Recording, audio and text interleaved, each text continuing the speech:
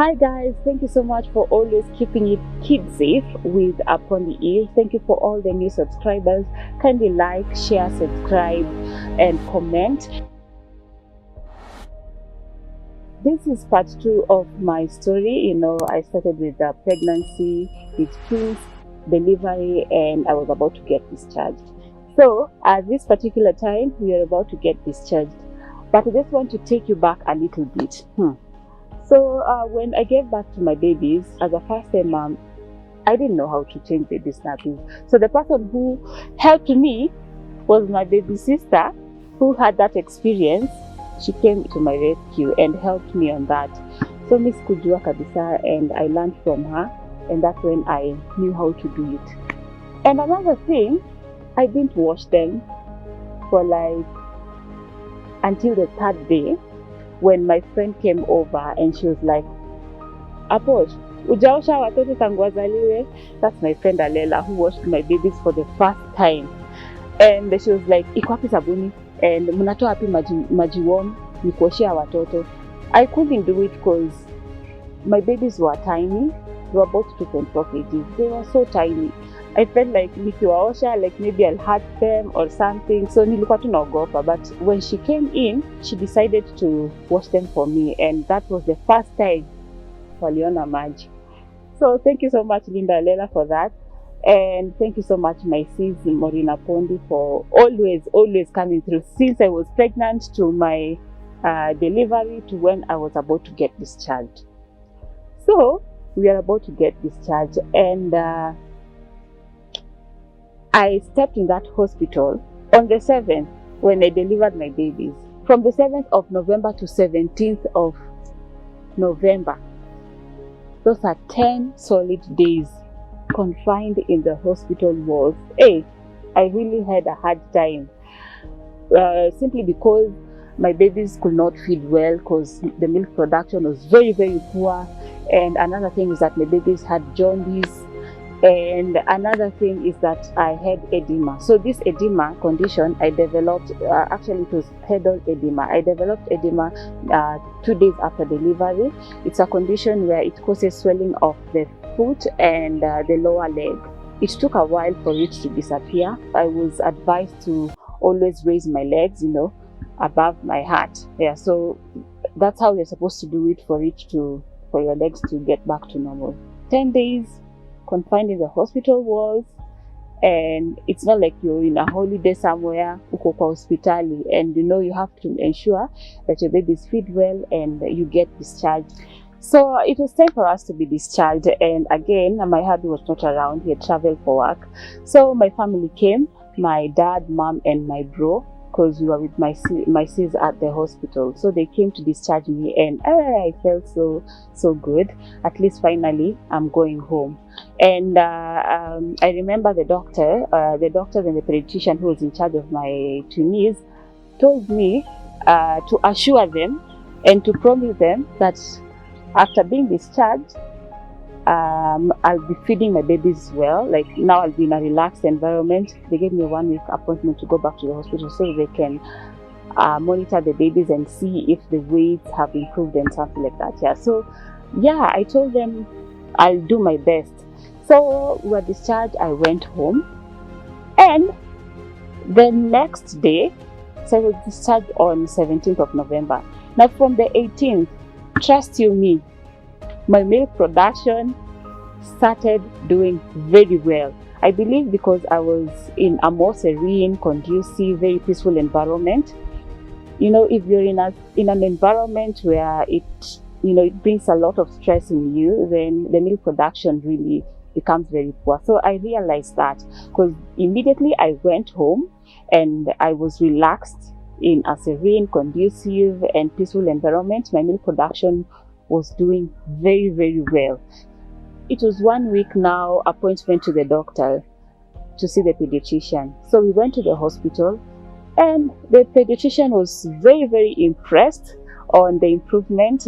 My babies had gained weight. Something that I forgot to mention.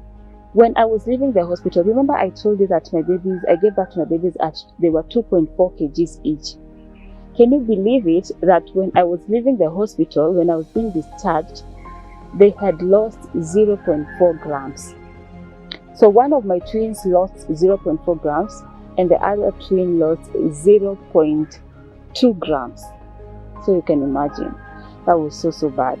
So I had to promise the doctors that I'm going to work hard to ensure they gain that kg. So when we went to the hospital, the pediatrician was very impressed, and she was like making fun that the reason why my babies, their kg, the grams reduced is because I was stressed and the milk production was very poor. But now that I was discharged, I was in a more peaceful environment. Kama walijua hivyo, like why didn't they release me early enough? Waliniweka kwa hiyo hospitali 10 solid days. Hiyo kitu kwanza nikikumbuka, I feel so bad. But anyway, I thank God it happened that way because I learned a lot. So after that, now it's time now to take the babies to the clinic for the first immunization. So we go, that was at 6 weeks. Yeah, we took my babies to the clinic, and the first thing I enter in that room, the nurses notice my baby's eyes. You see, jaundice didn't disappear immediately we left the hospital. No, it doesn't work that way. Yes, the babies will be put under the photolight and all that. So after that, I was advised to always expose them under the sunlight for them to get vitamin D. Vitamin D is very important in helping to control jaundice. So that's how you do it naturally. But in the hospital, you do it with the photolight. So I was advised and I was told this is a must do. When you go back home, always, like every single day, you need to put the babies outside under the sunlight so that they can get vitamin D. That will help wear down the bilirubin in their bodies, and the jaundice will disappear with time. So I did that. It was quite a task. The second immunization, that was at 10 weeks. At 10 weeks, when they were receiving the rotavirus vaccine. My second twin wants to breastfeed, so mimi ndio nanyonyesha mtoto, mtoto ananyonya, niko clinic, so nurses are there na waone mama anajikaza sana na kubreastfeed. When nurses see a mom breastfeeding, they feel very proud of you, yeah. So ndio mimi nanyonyesha mtoto. I didn't know what was going to happen. So what happened? So we are called inside. My sister is with my first twin, I'm with my second twin. Because alikuwa amenyonya. Alafu the worst part is that she didn't barb. So tukaitwa, we get inside. So my sister is giving my first twin Amora, and I'm here giving Adora. So I'm giving my baby pole. Then what happens? She pukes. My baby pukes. And see at like the reflex, anapuke ile mingi kabisa. So the milk that she had breastfed, and your immunization, hiyo dawa nilikuwa nampatia akapuke. Okay, I got scared. So when the nurses noticed that my baby had puked, they were like, we knew. So I took my baby and they told me to go outside kidogo. But for Amora, she was okay. She took it in, everything and all that. But for her, nikaenda nje. Then the nurses follow me after that, and they tell me, mbona ulikuwa unanyonyesha mtoto before apewe vaccine? And I'm like, okay. So who told me that before you take your babies for vaccination or immunization, you're not supposed to breastfeed them? This is a very important information that I didn't know. I don't know if you moms know of this, that you're not supposed to breastfeed your babies when they go for immunization, especially when they're being given the oral immunization. I didn't have any idea. So nikaanza hapo kupigiwa kelele, like why I breastfed the baby. I'm like, it wasn't my fault. Mimi sikuwa najua. Mimi najua navyonyesha mtoto, like I want my baby to feed, and nataka like ashibe. I didn't know that it's going to affect that when she's being given the immunization. And akapewa immunization, and we left the clinic. Now my babies were 5 months, and I decided to shave my babies for the first time. So my mom is the one who did that. The reason why I decided to shave them, I didn't want to, but the reason why I decided to shave them, some things that build, like they form here on the babies, not every baby, but some sort of black stuff that you're supposed to remove. Yeah, you're supposed to remove them. So Mimi, I didn't know how to remove them, because you see this place is very delicate and you don't want to hurt your baby. So again, lazima niende hospitali and get advice from the doctors. So I went to the hospital and I asked the doctor on what I'm supposed to do, and she prescribed like a shampoo to use it to clear that stuff. So I was told when I go home, when I'm washing my babies, I'm supposed to apply that on the head, the part where that thing is like it's too much. I apply it there. Then I wash slowly by slowly with with a very soft cloth, and those things are going to disappear. So I did that. Oh my goodness. What happened shocked me. Their hairs were falling off and it made me regret. At least I could have done it naturally, but sikuwa najua. I didn't have an idea to do it, and I didn't even ask my mom about it. Nilijifanya kujua sana. So nikaenda hosi and given that shampoo, kasema it's a better way to remove those things. When they were 5 months, I wanted to pierce their ears. So we took my babies to the chemist and they got their ears pierced. Hey, they cried until I regretted. But it was just for some minutes, then they were okay. Now we are at 6 months and I'm so excited. I managed to do exclusive breastfeeding. It is not easy. It is not easy to exclusive breastfeed your babies, and I'm having twins. Hey, I was so proud of myself. But in between, my mom and dad were like, hey, onjesha mtoto popo. Onjesha mtoto chapati, at least a taste, so that asikie watu wanakula nini. Onjesha mtoto hii. I'm like, hapana. Nurses walisema usipatie mtoto anything until wafikishe 6 months. At least do exclusive breastfeeding. So like I said before, mimi nilikuwa ule wa kufuata like what the nurses say.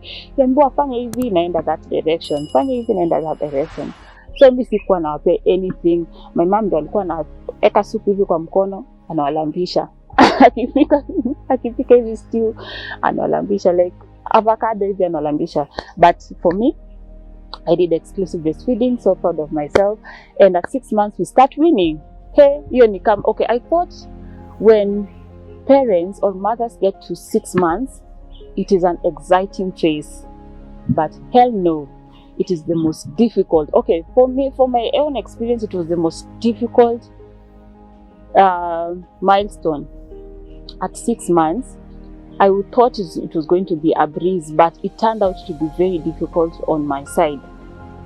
So, nilijua tukifikisha 6 months, sasa ndio hiyo popo, you start blending popo, you start giving babies avocado, unaanza kwa blendia potatoes, with some soup there, at watakula virahisi with ease. Hey, it's not that way. It's one step at a time.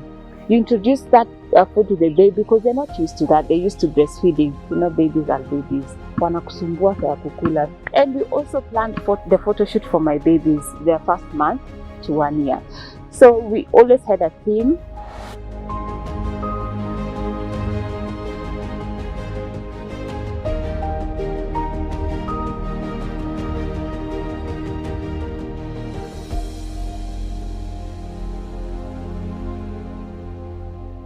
We were 1 year, so excited, yeah, and we thank God for that journey, and we thank God for the journey to where they are right now. It's really by God's grace and by His love. We really are so thankful to God for that, and I'm really grateful that they spent quality time with their grandpa. He is now late. He always took them out for walks, and when they went to visit him in the village, it was just some quality good time they spent with the grandpa and also my mom. So I really had a great support system. May God bless each and every person, and all thanks to the Almighty. So until next time, I call it a wrap. Yes, it is. We don't want to